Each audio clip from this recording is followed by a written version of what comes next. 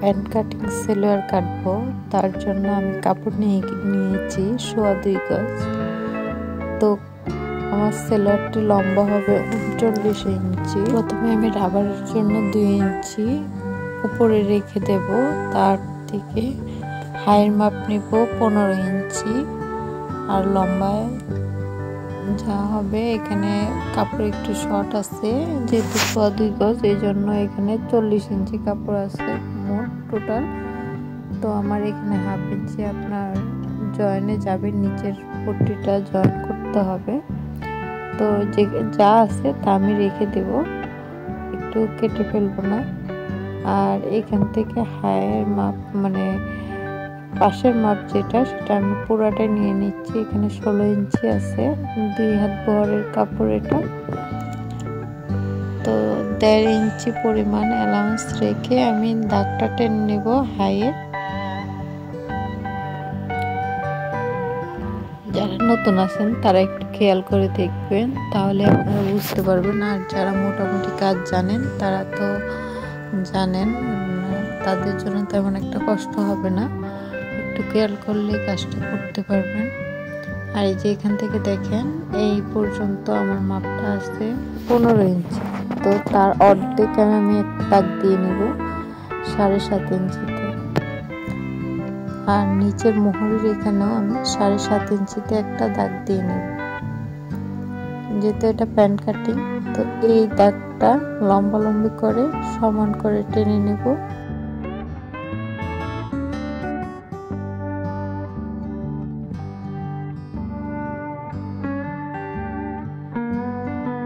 এখন মোহরের মাপ নেব।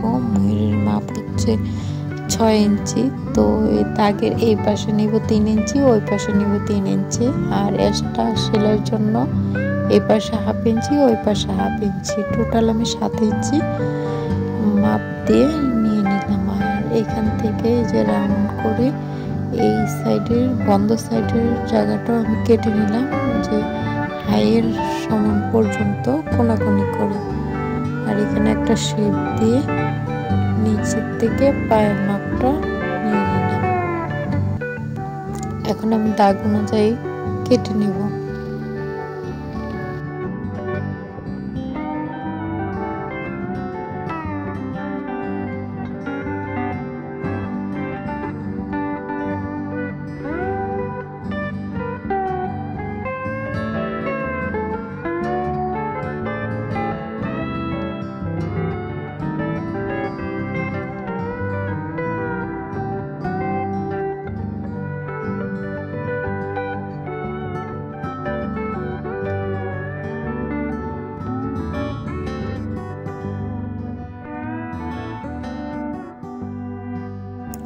আর এখানে আমি পায়ের নিচের মোহরিটা দেওয়ার জন্য ফোল্ডিং করে কাপড়টা কেটে নেব।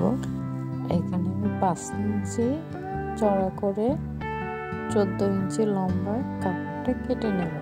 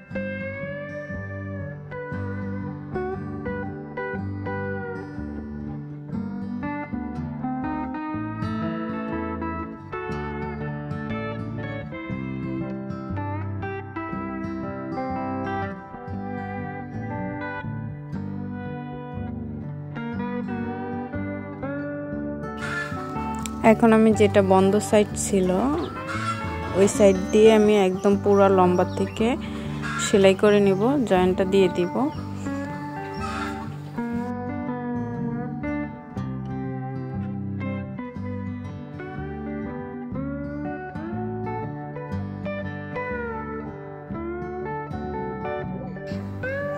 এখন আরেকটা টপসিন দিয়ে দিব উপর দিয়ে। যাতে টক্সিনটা দেওয়ার কারণে প্যান্টের যে প্যান্ট কাটিং মনে হবে, আর এই টক্সিনটা না দিলেও হবে।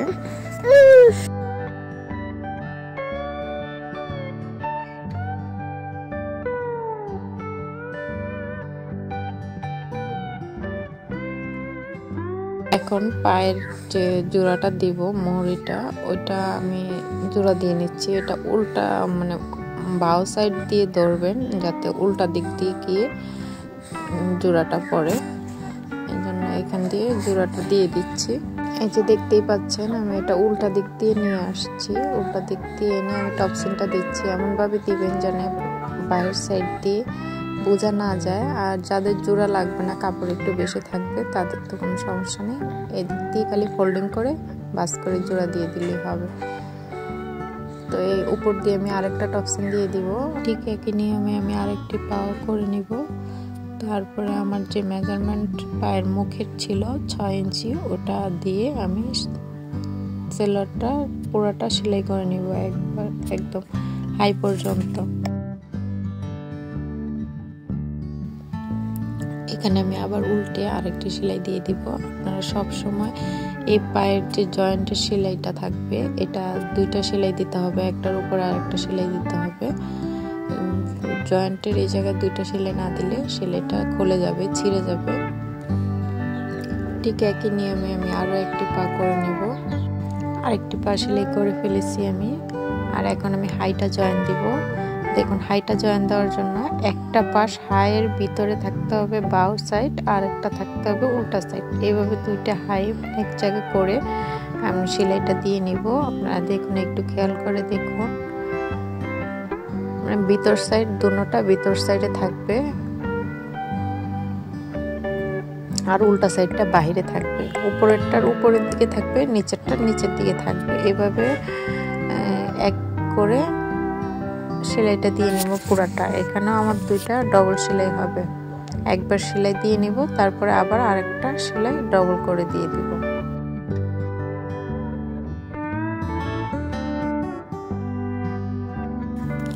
আমার এটা সেলাই শেষ। এখন আমি রাবারটা জয়েন করব মাজাতে। রাবারটা জয়েন করার জন্য এখানে আমি রাবার 20 ইঞ্চি রাবার আমি জোড়া দিয়ে নিয়েছি। 20 ইঞ্চি রাবার জোড়া দেওয়া হয়েছে। তা এখন আমি এই যে দেখুন রাবারটা আমি বসায় উপর দিয়ে একটা বাঁশ দিয়ে দিলাম। বাঁশ দিয়ে আমি সেলাই করে নেব রাবারটা টেনে টেনে।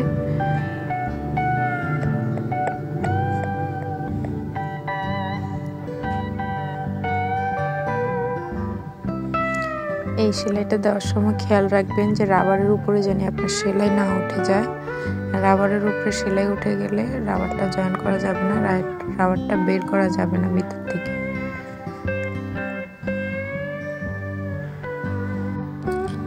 রাবারটা জয়েন হয়ে গেছে। এখন এটা চারিদিক দিয়ে ঘুরাই ঘুরাই রাবারটা মানে কুচিটা যেন সমানভাবে থাকে, এভাবে টেনে টেনে নিতে হবে। তারপরে নিডেল যে কোনো একটা জয়েন্টের সাইডে নিডেলটা বসিয়ে এভাবে টান টান ধরে সেলাই দিতে হবে। এটা খেয়াল রাখবেন যেন লুজ জানি না হয়। লুজ করে সেলাই দিলে কাপড়টা বাস পড়ে যাবে, আর ওটা পরতে গেলে টান খেয়ে সেলাইও ছিঁড়ে যাবে আর পরা যাবে না। তাই এভাবে টান টান ধরে সেলাই করতে হবে। দেখুন আমার সেলাইটা শেষ। এখন সেলোয়ারটা দেখতে এমন হয়েছে। এই যে টপসিনগুলি দেখা যাচ্ছে, খুব সুন্দর হয়েছে। তো আজকের ভিডিওটি এই পর্যন্তই। যদি ভিডিওটি ভালো লেগে থাকে তো অবশ্যই একটি লাইক দিবেন, চ্যানেলটি সাবস্ক্রাইব করে আমার পাশেই থাকবেন। আর কোন বিষয়ে দেখতে চান, কি শিখতে চান সেটা কমেন্ট করে জানাবেন, আমি ওই বিষয়ের উপরে ভিডিও বানাবো। তো আল্লাহ হাফেজ।